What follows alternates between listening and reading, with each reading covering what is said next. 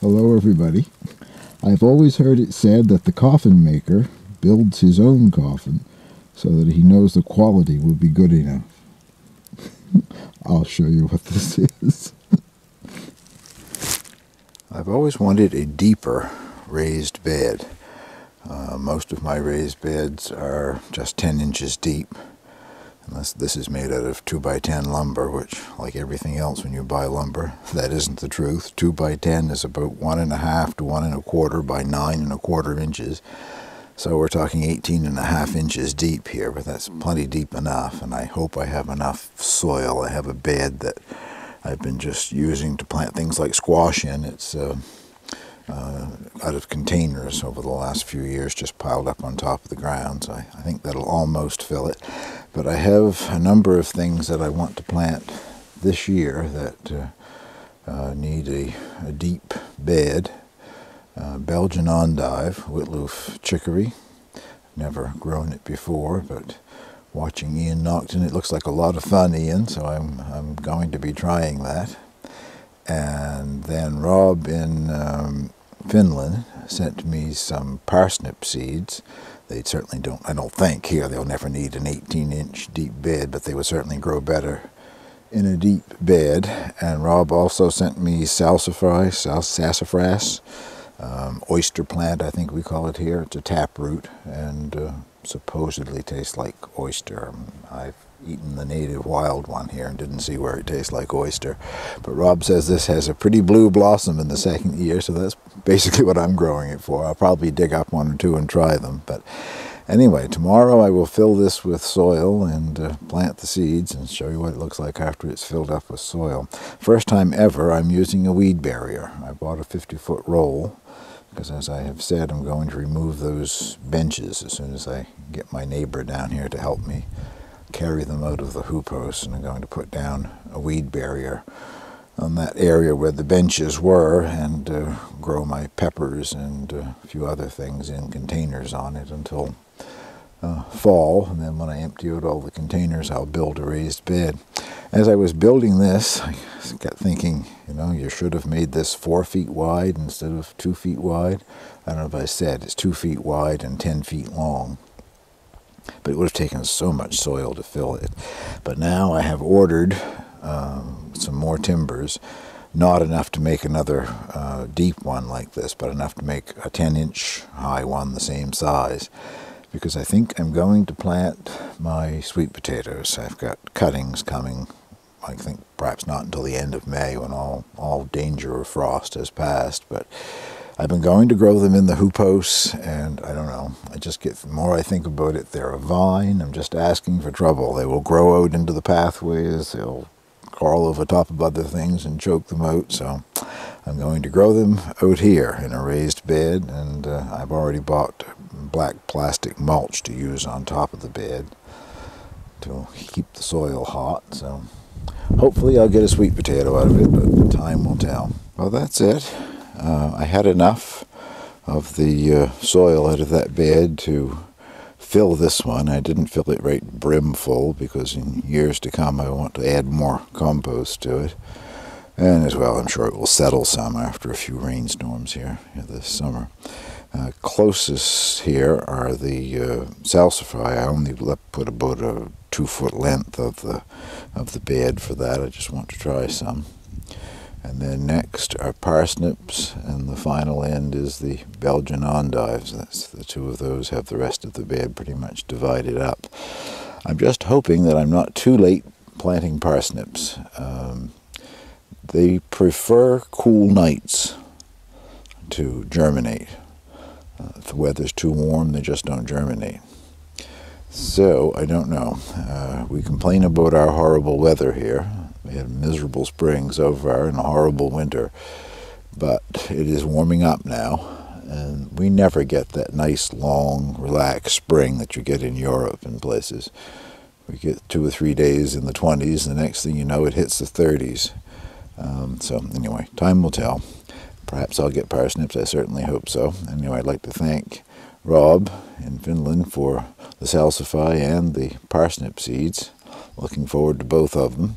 And you're probably saying, well, he's put this bed in the shade of a tree. That's a red flowering horse chestnut tree, but it's on the north side of the raised bed. The left-hand side is the south side, and the sun travels the length of that. This bed will get full sun from, I don't know, 7, 8 o'clock in the morning until 4 or 5 in the afternoon. And that tree won't affect the shade at all. If you can see that big scar injury on the trunk, if anybody understands what causes that, I'd love to know. The tree has not been damaged. It just sort of explodes and does that. That's the worst one. They're higher up on the tree. There are a couple of other ones. It must be some sort of a disease or virus or whatever. I don't know. It's healing over. No sign of it rotting. It just doesn't look very attractive. The tree's still growing and blooms every year. The buds are just starting to break open now. Well, to the top of the bed, before I planted the seed, I added a layer of my own compost, some agricultural lime, and some organic fertilizer, and rock dust, glacial rock dust, which I guess I've said numerous times before doesn't seem to do any harm, but I'm not so convinced it does any good. I'm going to be very interested to see the results of the people that are doing trials on it this summer to see whether it actually does make any great difference in their garden. But I have a partial bag left over from last year, and I thought, well, I might as well use it. So just waiting for these things to spring through the ground now. Well, finally, I've been able to take a day and get out into the hoop house here and do some much needed work. Every decent day, I've been out building on the coop for the new chickens. I have it to the point now where if I needed to use it, I could, but the only thing that needs to be done is painting it and whatever on the outside. So these are the figs, one of my fig trees anyway. Between the two trees, there are roughly 20 figs, and I don't have any idea if they'll fall off or if they'll ripen or what. I'm saying that because this particular tree, I think, had more figs, and now doesn't seem to have so many. I've been looking around in the grass and whatever down below it, and I don't see where any fell off, so I might be wrong. But anyway, I'm thrilled that the thing is alive and growing. And if I understand correctly, the first flush of figs in the spring is then followed later on the new growth by another flush of figs. So hopefully I'll get some figs out of them anyway before the summer. Most of the pepper plants have been transplanted into either smart pots or those plastic grow bags that I'm using. The ones in the grow bags, I guess, are down further at the end. I've wondered for quite some time now, I can't remember what size my grow bags were.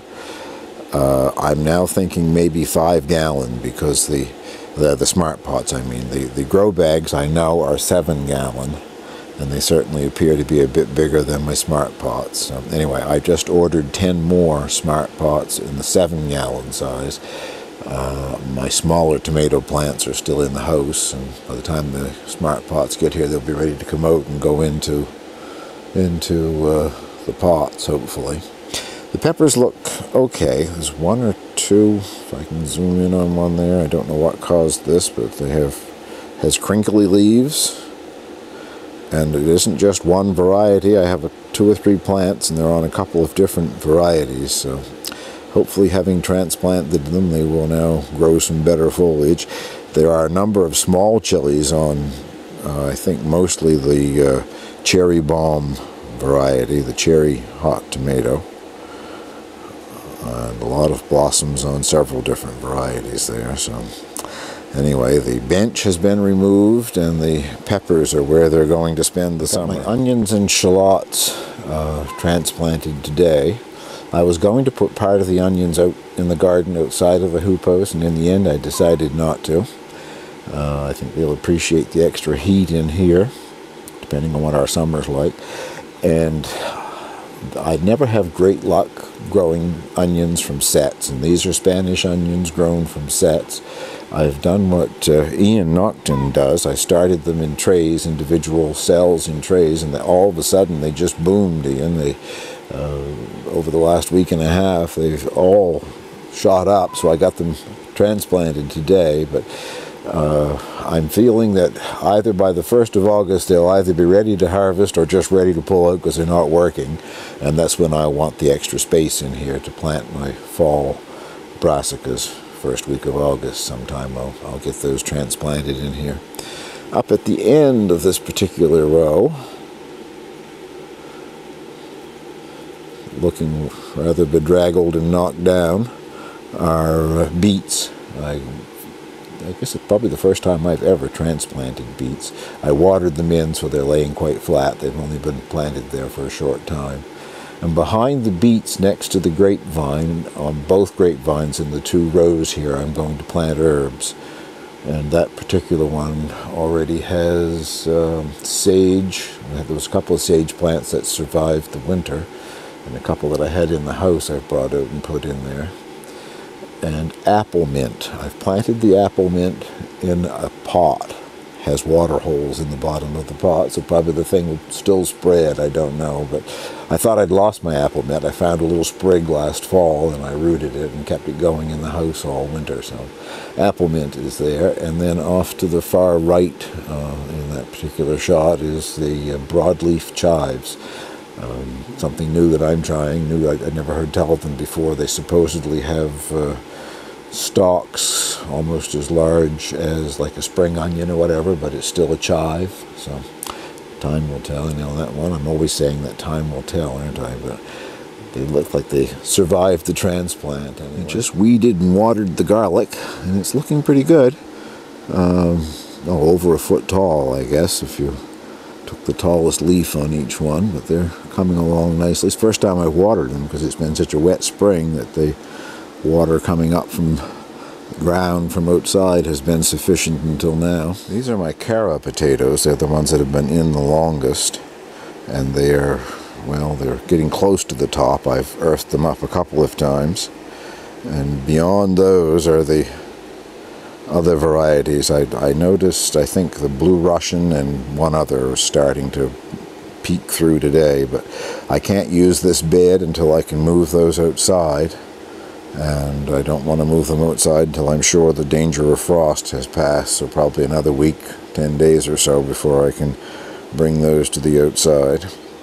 This is that sort of, flower trough or whatever that I planted full of a mesclun mix. I still haven't harvested any, but it's looking very nice, and either today or tomorrow I guess I'll have my first salad out of that. Both grapevines have started to leave out. This particular one is beta, which has the sort of a slip skin, similar or in the same family as a Concord grape. And I'm going to be following the advice of a friend of Ian Nocton's, who put up an excellent video, I thought, on how to prune your grapevines. I think at the request of Ian, I think I favorited that video, and I know I liked it, and I subscribed to his channel. Anyway, I can't find any of that now. So anyway, what he suggested is if you're growing them for a dessert grape, is to leave only one cluster on each lateral, and as you can see, that's got 2 clusters. I will wait until it's much larger, many more leaves, and I'll select the best looking cluster and snip the other one off, and then my plans are to let the lateral continue to grow until it has 6 or 8 or so leaves, and then clip the end of the lateral so that it won't waste any more energy growing in that length. Both vines are leaving out. The other one is behind me here, called Somerset, which is a seedless table grape, and I don't see any blossom clusters on it yet. It didn't have any fruit last year either, but anyway, they're very small leaf sections yet, so there may yet be some blossoms come out on it. But I guess that concludes the update here from the hoop house, and now we'll go candle some eggs. Well, I've just been candling the eggs for the first time, and this is an egg that's viable. I'm just not quite sure what you're going to be able to see here, of course. I can't focus the camera because I'm using both hands, but You can see something floating around in there. That's the baby chick. And you should be able to also see, I get the light on it. Yeah, maybe not. Anyway, there are veins all in there.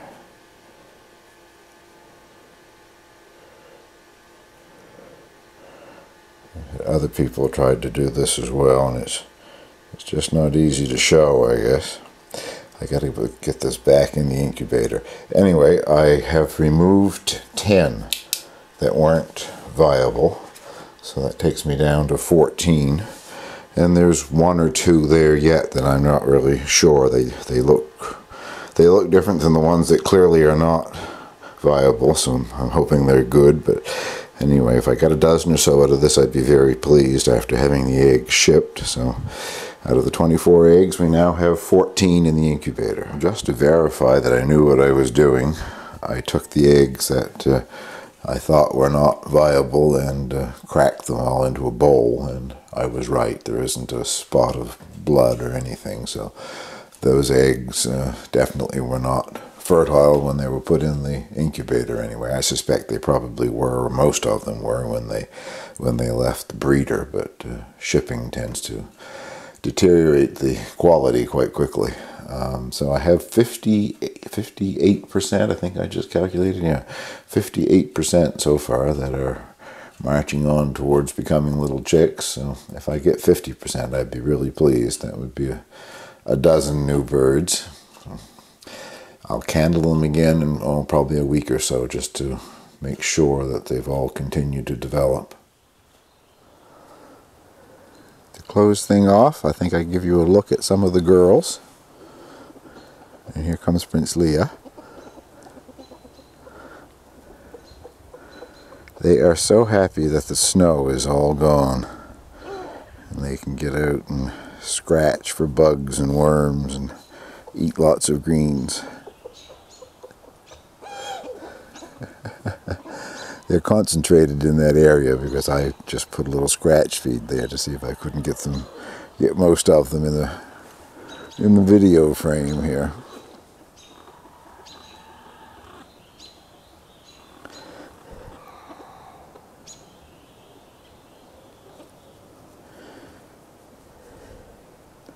Well, thank you very much for watching.